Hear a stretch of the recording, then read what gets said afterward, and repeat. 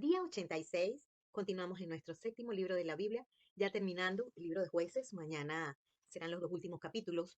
Y es importante recalcar que es absolutamente necesario leer. Los comentarios que hacemos aquí no se pueden entender si no leemos. Para poder entenderlo en su justa medida y poder escuchar la voz del Señor, es necesario leer la palabra. Bueno, en aquellos días no había rey en Israel. ¿Dónde está nuestra ciudadanía, nuestro reino y nuestro Señor? ¿Está en los cielos o está en la tierra? ¿Cómo que Israel no tenía rey? Si realmente el pueblo quería un rey, ya lo tenía. El pueblo de Dios tiene un rey y nuestra ciudadanía no está en la tierra.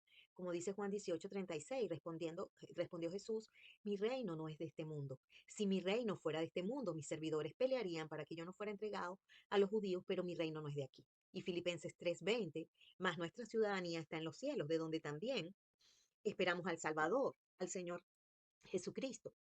Observemos a Sidón. Estaban seguros, ociosos y confiados. Y nadie poseía el reino, tampoco nadie los defendió. Podemos entonces preguntarnos, ¿somos nosotros así? El verso 9, levantaos, subamos contra ellos porque nosotros hemos explorado la región y hemos visto que es muy buena. Y vosotros no haréis nada, no seáis perezosos en poneros en marcha para ir a tomar posesión de la tierra. Tenemos una tierra que fluye leche y miel y no podemos ser perezosos. Escudriñemos la palabra, busquemos los frutos que deben existir en nuestra vida. Busquémoslo a través de la lectura y obediencia a la palabra. En el capítulo 19 de Jueces tenemos que hacer algunos comentarios. La primera precisión es nuevamente el tema que se repite en el libro de Jueces y se repite en el capítulo 18, en el capítulo 19, la expresión, en aquellos días no había rey en Israel. Nuevamente surge la pregunta, nuevamente tenemos que meditar, ¿tenemos nosotros un rey? Éxodo 6, 6 al 7 dice, por tanto, dirás a los hijos de Israel, yo soy Jehová, yo os sacaré de debajo de las tareas pesadas de Egipto y os libraré de su servidumbre y los redimiré con brazo extendido con juicios grandes y los tomaré por mi pueblo y seré su Dios. Y ustedes sabrán que yo soy Jehová, su Dios, que los saqué de debajo de las tareas pesadas de Egipto. Y así es, el Señor nos ha libertado de la esclavitud del pecado. En Jeremías 24:7 dice, y les daré corazón para que me conozcan, que yo soy Jehová, y me serán por pueblo, y yo les seré a ellos por Dios, porque se volverán a mí de todo su corazón. Amén, que se cumpla esta profecía de parte del Señor. Revisemos entonces la historia del levita y su concubina. Observemos que en esta historia hay una cadena de situaciones que parten de verdaderos hechos de fondo, hechos que están subyacentes en la historia. Si nos quedamos en las situaciones allí narradas, vamos a terminar como que, ¡ay Dios, ay Dios mío, qué es esto! Pero si vemos más allá de lo que se está narrando y lo vemos en el contexto de toda la palabra, podemos entender. Lo primero es que la infidelidad y la desobediencia del pueblo de Dios era a su verdadero rey, Jehová de los ejércitos. La infidelidad que se narra sobre la concubina en realidad refleja eso, porque ese es el segundo hecho de fondo, que la infidelidad de la concubina del levita, de la esposa del levita, es una figura de la infidelidad de la iglesia, es una figura de la infidelidad del pueblo de Dios para con su Dios, cosa de lo cual el Señor se queja en su palabra sobre su pueblo.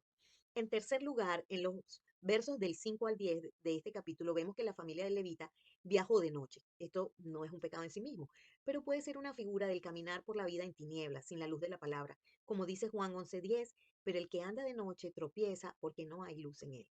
En cuarto lugar, la inmundicia y el deterioro espiritual del pueblo de Dios y la desobediencia que se hace evidente en lo sucedido en estos hechos abominables es digna de resaltar. Esa inmundicia, ese deterioro, es algo palpable dentro del pueblo de Dios. Lo que está de fondo, como dice el verso 30, todo el que veía aquello decía, jamás se ha hecho ni se ha visto tal cosa desde el tiempo en que los hijos de Israel subieron de la tierra de Egipto hasta hoy. Considerad esto, tomad consejo y hablad.